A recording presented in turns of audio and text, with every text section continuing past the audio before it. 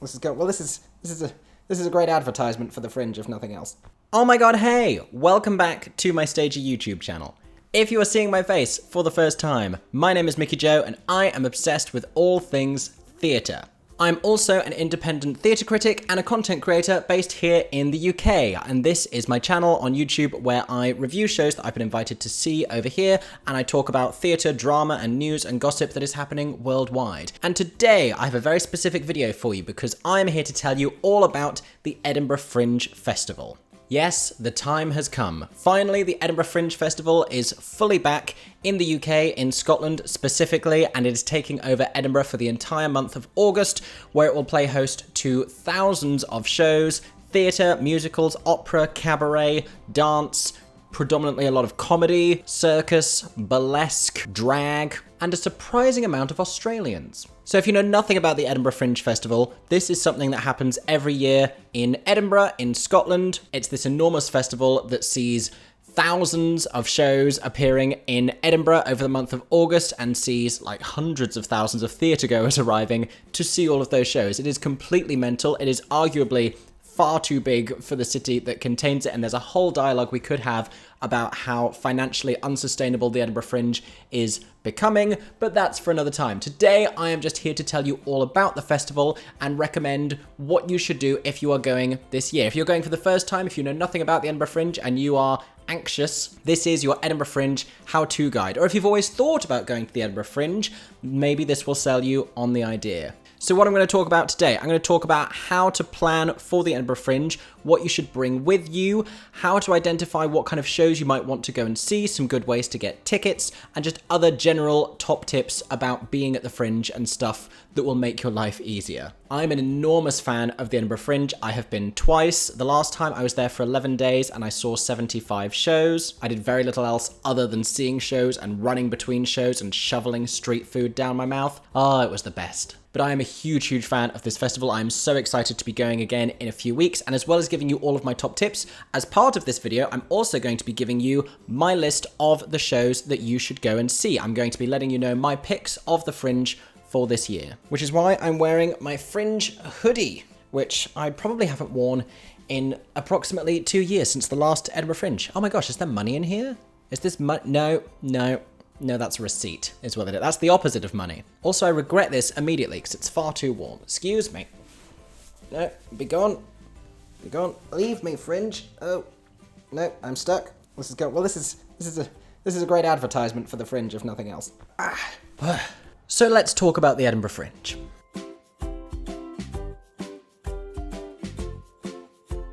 So the first thing we need to talk about is accommodation, and this is the biggest expense of the Edinburgh Fringe because all of the prices of hotels and Airbnbs in Edinburgh become super inflated throughout the entire month of August. And if you think it's hard for you as a theatre goer, think how much this affects the artists who are taking their shows to the Edinburgh Fringe for relatively little profit. I mean, profit is probably not even the word. It is really just exposure and aspirations and a prayer. But accommodation can get very expensive. I have relatively few hints about this. You will pay less the further away from Edinburgh you stay, but you then have to contend with travelling in and out every day. It depends whether you want to be able to see the really late night shows without worrying about how you're going to get back to your hotel or your Airbnb or whatever. From a brief glance this year, from what I can see, hotel prices seem to be more controlled than Airbnbs, which will just surge. I mean, anyone who owns property in Edinburgh knows that they can put it on Airbnb for the month of August and make a killing. It will always be cheaper if you can share accommodation with a few more people, if you can get a group of you going together. I went with my family the first year. I didn't see them for much of the week because I just ran away and saw a bunch of theatre.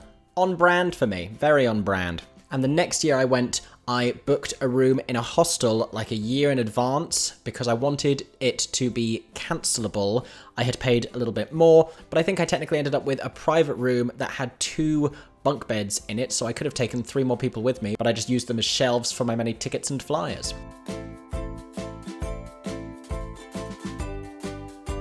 So after you have your accommodation sorted and you've decided on your dates for when you're going to be in Edinburgh, you can then start having a look at shows. It's worth saying if you need some help with planning dates, if you're thinking when should I go in August, broadly most shows perform for the entire month, but there are a handful of shows that will only perform select dates. I've had that this year where I've been planning my Fringe schedule and it has had to be fit around the shows which are doing the most particular dates or the sparsest dates. And there's some shows I would love to have seen that I've had to turn down altogether because they are just not performing while I am there. If you go more towards the beginning of the month, that's when everything is opening and there will probably be better availability for tickets. Things haven't been reviewed yet. Things haven't really picked up steam. Some of the real hits of the Fringe have yet to be identified and have yet to start becoming sellout hits. If you go later, then you may struggle more for tickets, but you will have already had the critics in to give you a sense of quality. So you can juggle with that as well. So how do you pick the shows that you want to go and see? Well, you can use this, the Edinburgh Fringe Guide. You can order one of these online for a small postage fee, or they are also located in various different theatres. I picked up mine from the foyer of the Donmar Warehouse in London.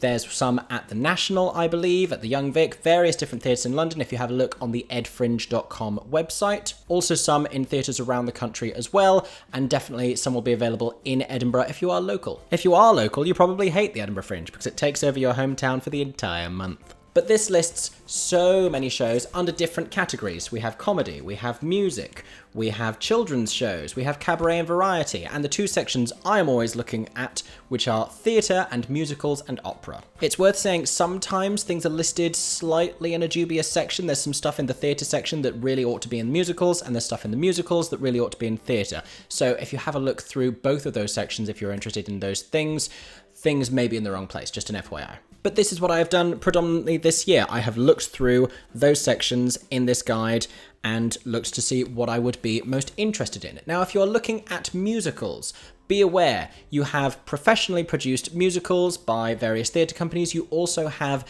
amateur performing companies performing musicals. So there'll be stuff like The Addams Family, and there is often Songs for a New World and Bear and The Last 5 Years and Rent and Hedwig. You can normally see those kind of shows. So on the one hand, I tend not to see amateur shows while I'm in Edinburgh, purely because they're often longer. Like if you're going to see The Addams Family, that's like 2.5 hours, where most other Edinburgh Fringe shows are like an hour, and I'd rather not see just the one show where I could see a bunch. And also, I would rather see the new writing and the new theatre company stuff rather than an amateur show. I love Amdram. I've done a bunch of Amdram in my life. It's just not usually what I want to see at the Edinburgh Fringe. However, it can also be a great opportunity to see shows that aren't performed that often, aren't produced as regularly. So when I went the first time, I went to go and see Dogfight because I had missed it in London. The second time I went to see Ordinary Days because at the time, Ordinary Days wasn't being produced much. Now Ordinary Days happens all the time in London, but when I went, it was rare. So that can be a good use of those kinds of shows.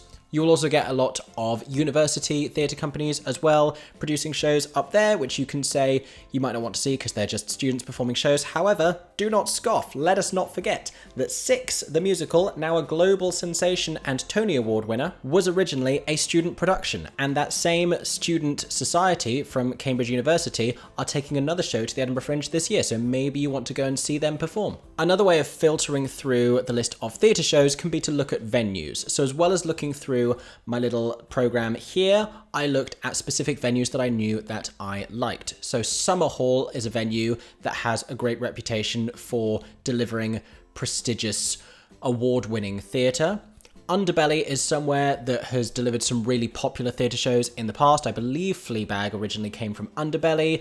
I know that Six was in Underbelly when I saw it for the first time. The other big hitting venues are the Pleasance, Assembly, and Gilded Balloon. And then there's a few more as well, like the Space and Greenside, that also have some real gems in there. None of these are to be scoffed at. But definitely Underbelly, Assembly, and Pleasance would probably be considered the big three. Now, when I call these venues, these are production companies, and they have a series of venues across Edinburgh. This is something you have to be very careful with, because when I say Underbelly, that is not one place. You have Underbelly in George Square, you have Underbelly in Bristow Square, you also have Underbelly Circus Hub, you have Underbelly in Cowgate, and these are all in quite different places. The one that may catch you out the most is Assembly. So there's a few different venues under the Assembly umbrella, and you have Assembly in George Square Gardens, which is in George Square, and then you have the Assembly Rooms, which are on George Street. Those two places sound like they're close together, and I've been caught out by this before. They are in fact miles apart. There is an enormous hill in the middle of them. They are on opposite sides of Edinburgh. So what I would say, when you are booking your tickets, have a look at these venues and make sure for the gaps that you are leaving between shows that it's actually sustainable for you to get from one venue to the other. From my memory, some things start queuing to let people in like 15 minutes before the show starts, so don't assume that it will always be fine to just run up as and when the thing is starting. I mean, I have done that many times, but not necessarily the ideal if you want to have a calm fringe, if you don't really know how it works or where everything is. Confidently, you may want to give yourself more time to work these things out. So have a look at a map of the venues. You can also get that on the edfringe.com website, and think about that when you're scheduling your shows.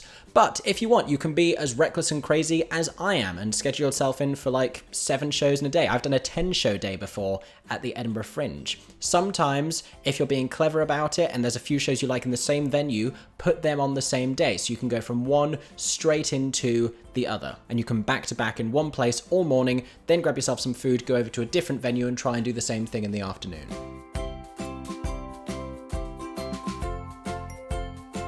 So now that I've talked general ideas, let me give you some of my picks of the Fringe this year. So these are the shows that I am most excited to see, the ones that I was looking through and I thought, oh, I definitely have to get to this, and I'm going to share that with you now. The first one I'm so excited right now is Kathy and Stella Solve a Murder. This is a new musical being produced at Summerhall by Francesca Moody Productions, and I am so excited to see this show. They recently put out a music video of the song Kathy and Stella's Murder Podcast. It has a great cast performing it, full of faces you will have seen in other shows this year, like Oklahoma, like But I'm a Cheerleader. I will tell you more about the show and review it after I've gone to see it in Edinburgh, but I have had this song in my head for so long. It hasn't got nearly as many views as it deserves on YouTube, and half of those are me. I need you to go and watch this song and get obsessed with it and buy your tickets to go and see this show, because I think it's really going to be something very special. I'm a big fan of Only Murders in the Building on Disney Plus at the moment, and this, I think, does a similar kind of thing where it is satirizing the true crime podcast concept, but it's doing it in musical theatre form, which we love to see. The next show, or I should say shows, that I'm excited about at the Edinburgh Fringe are from Mischief Theatre. So as well as bringing up their recurring improvisation show Mischief Movie Night, they are bringing 2 new shows to the Edinburgh Fringe, to the Pleasance Courtyard. That's the venue where they will be performing. One of them is from one of their members, Charlie Russell. She is doing a solo show called Charlie Russell Aims to Please, which I gather is all about people pleasing, which is very relatable to me. And the other one will be Henry Lewis performing as his character from Magic Goes Wrong, the Mind Mangler, his sort of Derren Brown spoof, the member of the Tragic Circle. Very excited to see that. He is always a highlight in any Mischief thing. I love him so much, and I'm very excited to go and see that show as well. It's worth saying, improv is just a big staple of the Fringe, and I would really encourage you to go and see at least one improvised show. If not by the Mischief lot, then you can go and see Showstopper, the improvised musical. That is also performing at Pleasance. The next show I'm really excited about, this is another one taking place at the venue called Summerhall, and this is a show called Manic Street Creature. I'm excited about this because of who it is written by and starring. This is a show from Maimouna Menon, and if you haven't heard her name yet, you will, because she is a huge rising star on the musical theatre scene. I first saw her in another Edinburgh Fringe show called Electrolyte from Wildcard Theatre, and she performed in that as well as composing the music featured in the show. She is a phenomenal talent. I've since seen her in shows like Ghost Quartet. I've seen her in the workshop performance of The Assassination of Katie Hopkins. She's been in Jesus Christ Superstar at Regent's Park Open Air Theatre playing Mary Magdalene. She's an amazing talent, an incredible, very unique vocalist. I'm really intrigued to see her solo show this year, and I'm expecting big things. Another solo show I'm very much looking forward to is How to Live a Jellicle Life from Linus Karp. This is something I've been trying to get to this show for so long. It's been touring around the UK. I've heard great things from all of my theatre reviewing friends. I've been invited to this show before. I haven't been able to make it for various reasons, so I'm so glad that the stars have aligned. It's going to Edinburgh and I will finally be able to see it, because like Linus, well, I assume because of the show, but I am a closet Cats fan. Years ago on my channel, I made a video trying to explain the plot of Cats while drinking wine and dressed like Mr. Mistopheles. If you haven't seen that piece of art, feel free to go and watch. But I do really love the musical Cats, and I had, like everyone else, strong feelings about the film, and that's what this solo show is about. I'm expecting just ridiculous, zany, adult, inappropriate comedy, and I'm very excited to go and see it. On the other end of the tonal spectrum, we have My Sons Are Queer, But What Can You Do, starring Rob Madge. I got to see a little preview of this at West End Live, which was just beautiful. The whole message of this show and everything that it portrays, I think is so wonderful. I'm so glad that I've managed to find a slot for it in my Edinburgh Fringe schedule. I didn't get to see it at the Turbine Theatre, so very excited to go and support Rob and see the beautiful show that they have created. And I've got a few more on this list that I'm not going to talk about at length because I don't know too much about them yet. I'm just very intrigued, or there's something in each of them that have made me interested in going to see them.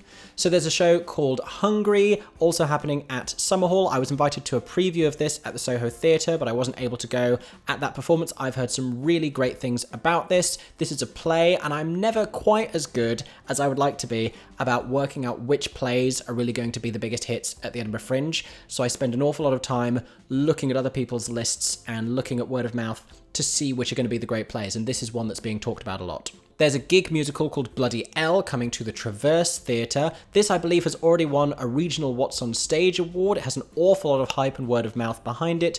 Very excited to go and see that. I believe it is an LGBTQ plus storyline as well, which we love to see. There is plenty of that in the Edinburgh Fringe if that is what you are looking for. Speaking of this, there is also a new play from Tabby Lamb called Happy Meal. I've seen a bunch of Tabby's shows at Fringe festivals before. This, I believe, is a celebratory trans rom-com, which is just a concept I am so excited for. I think that's such an important piece to be platforming. The Traverse Theatre is a place where I've seen some brilliant LGBTQ plus work done before. I saw Travis Alabanza's amazing performance piece Burgers there. Very excited to return to the venue and see more great theatre. Some others I know next to nothing about. There's a play being done by Assembly.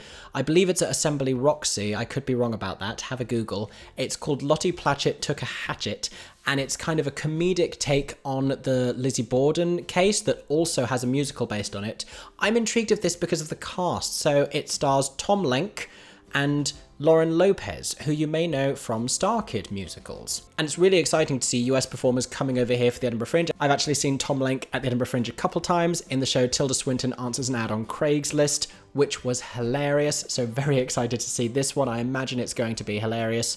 Very excited for that. There's another show I recently got in touch with called Sweet FA, and this is about the history of women's football, and it's being staged, I believe, in a site-specific production at Tynecastle Park, which is a big football stadium a little bit outside of Edinburgh. I am excited for the concept of site-specific theatre at the Edinburgh Fringe, and this is really topical right now. I was actually interested in this musical before the England women's team had their big victory a few days ago in the Euros final, but now it seems even more relevant, and I'm very excited that I'd already got in touch to get myself tickets because I think it might sell very well. Another one I want to tell you about is called Feeling Afraid as if something terrible is about to happen. Something like that. I may have misquoted that title, but it stars Samuel Barnett, who is an actor that I love. He was Posner in the original cast and film adaptation of The History Boys. He's been in a bunch of television and stage plays since, and it's directed by Matthew Zia, who is a creative I am a big fan of. So everything about this, the venue, the creative team, the cast, the description, have all made me very excited for this play. Some other recommendations that you may already know about because they're a little bit more popular, but if you haven't seen them before, Unfortunate, The Untold Story of Ursula the Sea Witch. I've seen this at the Fringe previously. It is a riot. As a Disney fan and a musical fan, there is so much to love about this show. I'm hoping that this catapults the theatre company who made this, Fat Rascal Theatre, who have been working on the Fringe for a very long time. I'm hoping this catapults them to stardom and gives them the acclaim that they rightfully deserve. Choir of Man will also be back at the Fringe this year. I've seen that previously in Edinburgh, but it's just such a great crowd-pleasing piece of entertainment. If you're a bit more of a reluctant theatre goer, or you're maybe taking someone who is more of a reluctant theatre goer, this will satisfy anyone. Everyone will enjoy the Choir of Man. It's just so uplifting and rousing. This was the one I know I can take my parents to, and they were absolutely going to love, regardless of if they were there for more niche or experimental theatre. This is just traditional, crowd-pleasing fun. So those are my picks of the Fringe so far. If you have any others that you would like to plug or recommend to people, feel free to drop them down below in the comments section. I'm booked in for many more shows. Other than that, I'm hoping to find some other real gems that I will tell you about when I'm making more vlog content during the Edinburgh Fringe.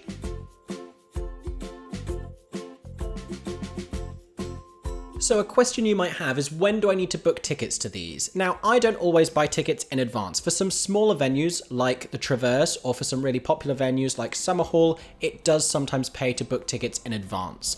A lot of the comedy shows will sell out in advance, will sell very well. So if you want to go and see any big comedians that you have enjoyed from the television and they are doing shows at the Fringe, other people will have the same idea and they will sell out. The only other show I've ever booked tickets for in advance was Six, because it was selling very well. It doesn't hurt to just check their dates and see how they are selling in the days leading up to your visit to make sure you don't miss out on seeing something you really want to.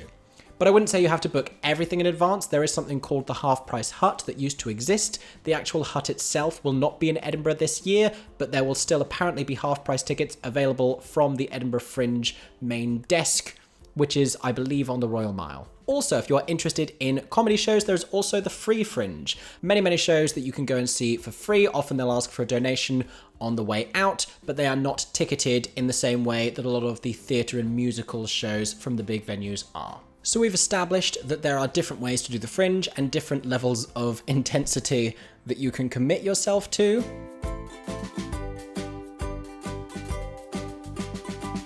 If you are anything like me and you just want to see as much theatre as possible during your time there, then for food, you're just going to want to grab some street food. The good news is that there are lots of places to do that. At almost all of the venues, especially the big venues, there will be lots of food trucks and some really great and lovely, exciting street food that I cannot wait to eat. Did I just say street food? At almost all of the big venues especially, and in between them on the streets of Edinburgh, you will find lots of exciting options for different cuisines. If you want more of a sit-down meal, you may have to set aside a little bit more time, especially because the city is going to be very busy. If you have an accommodation that is central and you can go back and sort yourself out some food, that may also not be the worst idea. I, for what it's worth, will be grabbing street food while I am running from one venue to the other because I have left myself an irresponsible amount of time. I don't take my advice. That is the takeaway from this video. Also, cider was a very big thing the last time I was at the Edinburgh Fringe. I don't know if there was an official sponsorship happening, but there was just so much. I think specifically Recorder cider. If you're a cider drinker, just, you know, set some time aside. Something else to be prepared for is flyers. There will be lots of people handing out flyers to their Edinburgh Fringe shows. It is the most popular way of promoting shows to people who are actually already in Edinburgh. You will see posters everywhere, but they will also hand you out flyers. So what I usually do is I will wear dungarees to the Edinburgh Fringe. So I have a pocket just here that I can put all of those flyers into. Other clothing recommendations, I would say wear a sturdy shoe. There is a lot of walking to be done. If you're anything like me, there is a lot of running to be done. And I'm hearing terrible things about the weather forecast, so a waterproof, just in case, may not also be the worst idea. Let's remember this is Scotland. This is not a sunny holiday destination. So those have been my random tips for the Edinburgh Fringe. I'm sure there are more things that will come to me. I may add some more in the comments. If you have been to the Edinburgh Fringe and would like to impart any wisdom to other people,